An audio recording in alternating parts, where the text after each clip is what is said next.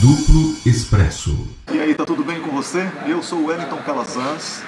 Estou falando ao vivo, direto de Luanda, capital de Angola, e com uma honra, assim, um prazer enorme de encontrar pela primeira vez um colega de 4 anos trabalhando junto comigo, o Wilson dos Santos, jornalista angolano, que apresenta o programa Sem Fronteiras comigo na Rádio Kairos. E olha só que grata surpresa, o professor filósofo Muniz Sodré, que veio fazer uma série de palestras aqui em Angola, em Luanda e em Benguela. Não, em Benguela é só visitar. Só visitar. Então, Benguela visita, uma visita que Chico Buarque fez e inspirou Chico Buarque na música Morena de Angola. Morena de Angola. Certo? Então, por aí já tira que é um lugar lindo, tem a Praia da Caotinha, que você precisa conhecer, depois a gente fala sobre isso. Então, nada melhor do que falar sobre comunicação social com duas pessoas da área de comunicação. Né?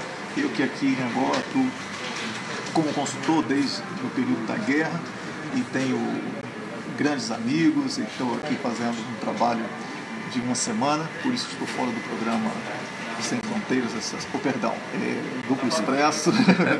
Sem Fronteiras. Também. Sem Fronteiras, eu vou estar essa semana aqui ao vivo no estúdio. Claro, então, Wilson, veja só o que a internet faz com a gente.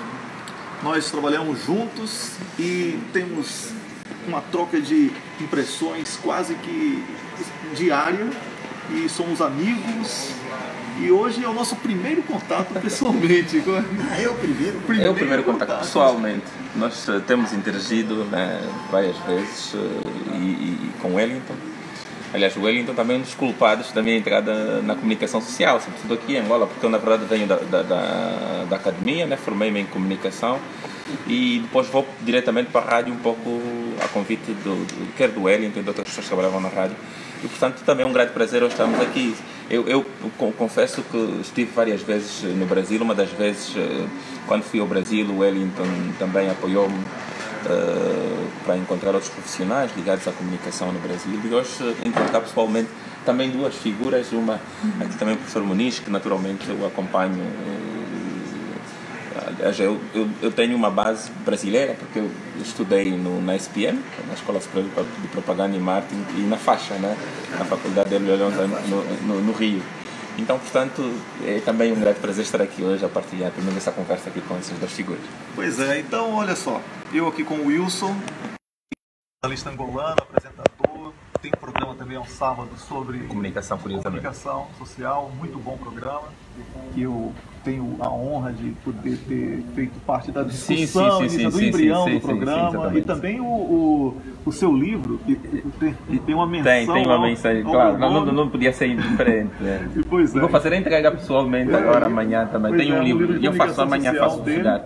Então, e o professor Muniz Sodré, que veio fazer essa palestra exatamente nesse tempo onde nós estamos falando sobre fake news, ataque cibernético. As pessoas estão confundindo a liberdade de comunicar com a banalidade da comunicação. Como é que o senhor poderia falar ao nosso público sobre esse momento especial, sobretudo no Brasil, com essa eleição onde o fake news é um fator assim, determinante para os resultados que estão sendo apontados até aqui? Olha, hoje eu já fiz uma primeira palestra aí para o pessoal das delegações sobre regulação. E acho a regulação muito delicada, mas mencionei o marco regulatório da internet no Brasil. Ele foi relatado na Câmara por um conhecido meu, por ser amigo, deputado Alexandre Molon, que é um bom deputado, é um bom parlamentar. E é um excelente marco regulatório da internet. Mas ao mesmo tempo falei da inutilidade desse marco, porque uma coisa é um bom documento, bem feito, outra coisa é a aplicação. Então, a internet no Brasil até agora é ingovernável. Aliás, a internet me parece ingovernável no mundo mais alto. A internet me parece ingovernável no mundo inteiro, a menos que se bloqueie, como a China fez. Controle e cria a própria. Né? As redes dela, aquele WeChat. Mas, de um modo geral, me parece ingovernável. Para uma coisa ingovernável, no mundo de hoje, com os recursos fortes que o Estado tem, me parece que quebra o princípio da sociedade civil, que é um conceito que sustenta a democracia no Ocidente, um conceito inicialmente leninista, depois gramsciano, um conceito importantíssimo, que é o conceito de, digamos, uma zona social, onde as tensões entre classe patronal, trabalhadores e instituições, digamos, interagem, né? Entram em contato. A sociedade civil forte e importante para a democracia. Mas essa zona ingovernável, me parece, eu estou dando um nome, eu chamo de sociedade incivil. Não incivil, não porque é mal educado, porque essa palavra eu vi um americano usando, falando exatamente disso, mas achando que é uma questão de costume, de regramento civil. Não é isso. É incivil no sentido da oposição à sociedade civil gramsciana. Portanto, é um tipo de sociedade governada por finanças, por tecnologia e um perigo maior do que Desumanizando. Desumanizando. Porque eu acho que as fake news, no meu entender, ela tem um perigo enorme para a democracia nesse momento, mas ela é apenas a superfície de um outro solo por baixo da informação, que já é um solo. É o pré-sal. Que é o pré-sal. É o pré-sal da fake news. É o pré-sal da fake news, é o algoritmo. Algoritmo. É o algoritmo. O que é fazer a leitura de pessoas como se nós fôssemos máquinas, que tivéssemos, por exemplo, se eu hoje gosto de uma comida, para o algoritmo eu vou gostar daquela comida para sempre. E essa leitura mecanizada... Mas eu acho que ainda é mais perigoso do que isso. Porque se você gosta de uma comida, e isso fica claro para o algoritmo, ele vai imediatamente associar esse seu gosto a 3 ou 4 ou 5, 6 gostos que você mesmo não sabe. Isso é o maior perigo. É a leitura do meu cérebro. É a leitura. O algoritmo vai saber mais de você do que você mesmo, ou de mim, do que vai de mim mesmo. Tem 150 opções conectadas que você, talvez você não saiba listar. As coisas que mais gosta, 10 coisas eu gosto muito, mas tem 140 aí. E ele vai lá e explorar isso comercialmente. Explora comercialmente. Também. Repara, Wellington, essa questão que o professor coloca aqui, aliás, do resto todos nós estamos agora a sair dessa palestra sobre regulação. Você estava lá. Claramente. E a regulação, nós começamos agora com esse sistema da regulação aqui em Angola, sobretudo, portanto, a ERCA, que é a entidade reguladora da comunicação social, ela está agora a se instalar, ainda num período sequer está num período de apresentação, enfim, da consolidação do seu próprio nome, ainda não começou a sancionar nenhum órgão de comunicação social, enfim.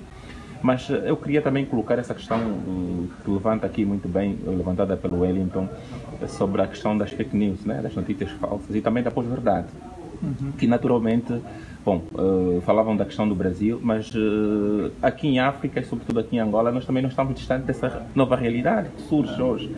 E para ter noção de uma coisa mais concreta, neste momento há um processo de organização, enfim, que o governo está a levar a cabo relacionado com a exploração do diamante aqui numa das zonas do país.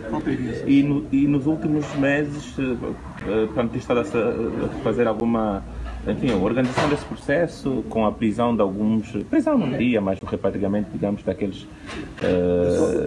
das pessoas que estavam a fazer esse garimpo ilegal.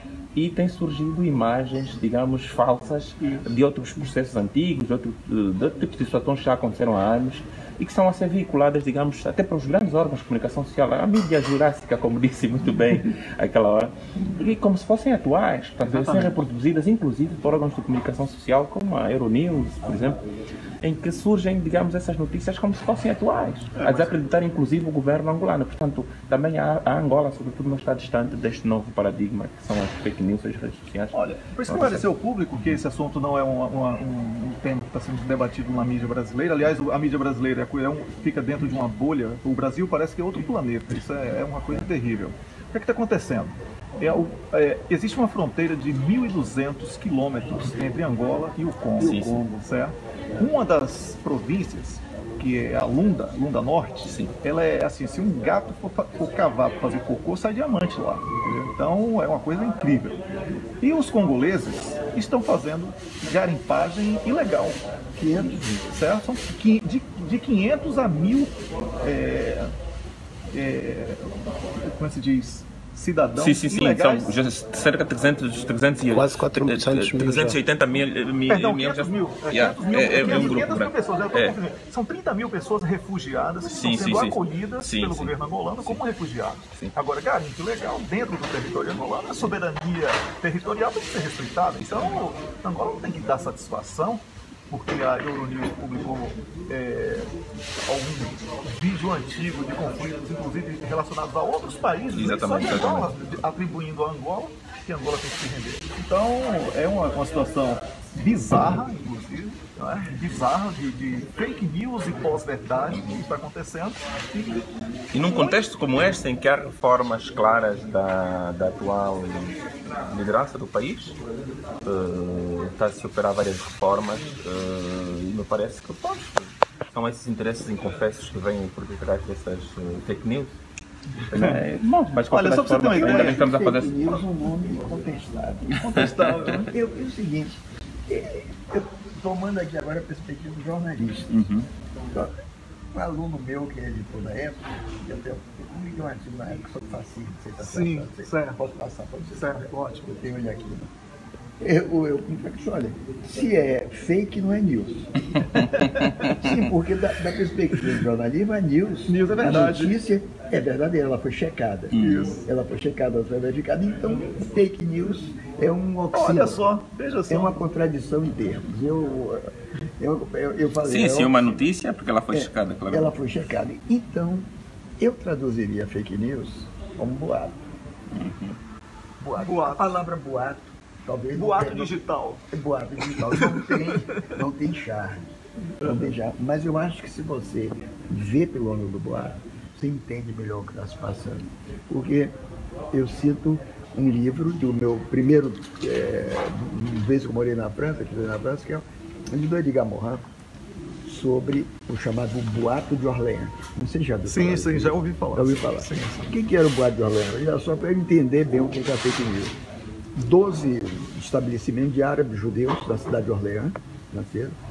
Tem um rio, não tem um rio ali. Bom, e a cidade, como os franceses, odiando e racista com relação aos judeus, sabe?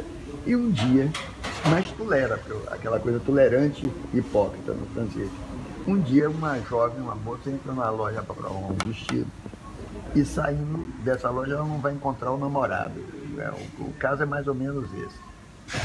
Ele, pé da vida, na verdade ela, depois de tudo, tinha ido para Paris.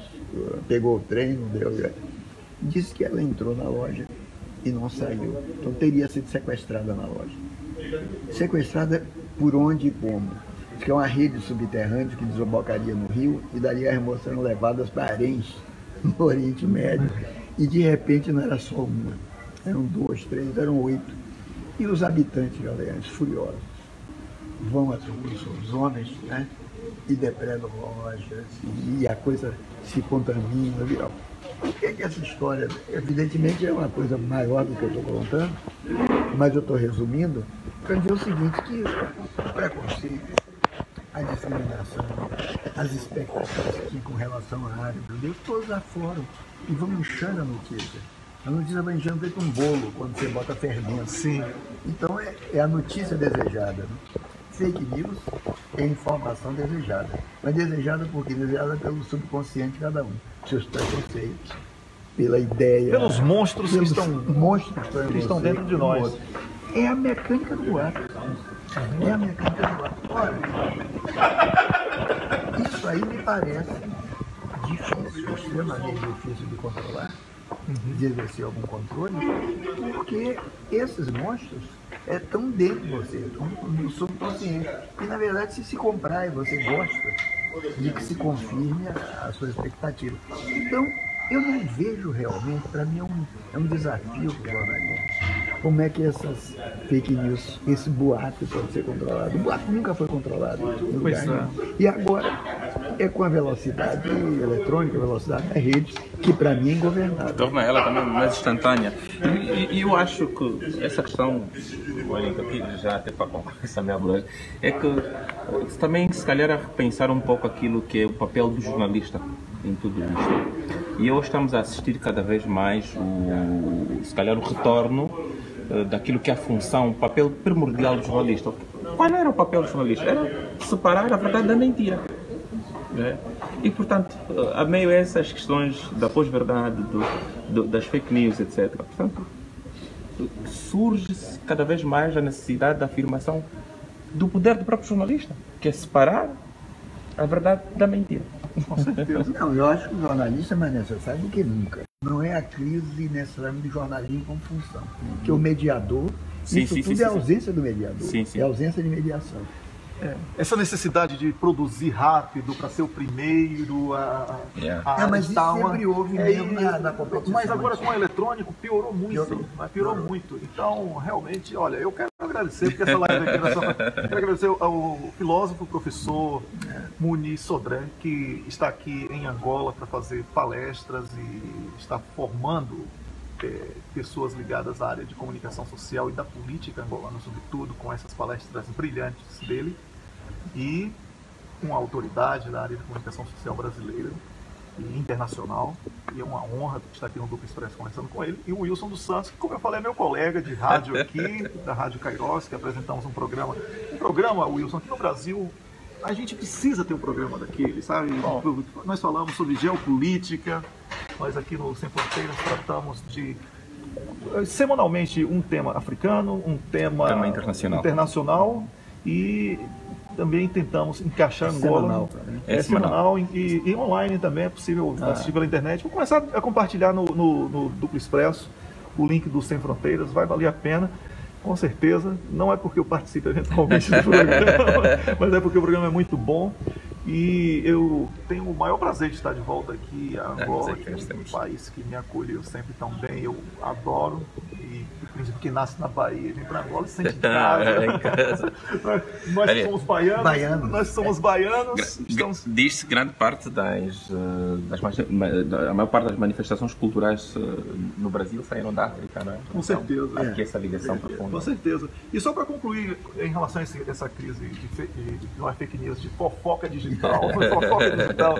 que está acontecendo em relação ao nome de Angola, nas fronteiras com o Congo, sobretudo na Lunda Norte, exploração ilegal de diamantes, é um negócio que o extraoficial, o contrabando, é 10 vezes, no mínimo, mais lucrativo do que o oficial. Sim. Então, obviamente, quem está perdendo e tem dinheiro vai bancar essas mentiras, essa tentativa de prejudicar, arranhar a imagem de Angola, que é um país que, desde a assinatura do acordo de paz, vem mantendo regularmente o processo eleitoral. O ciclo eleitoral tem sido cumprido devidamente.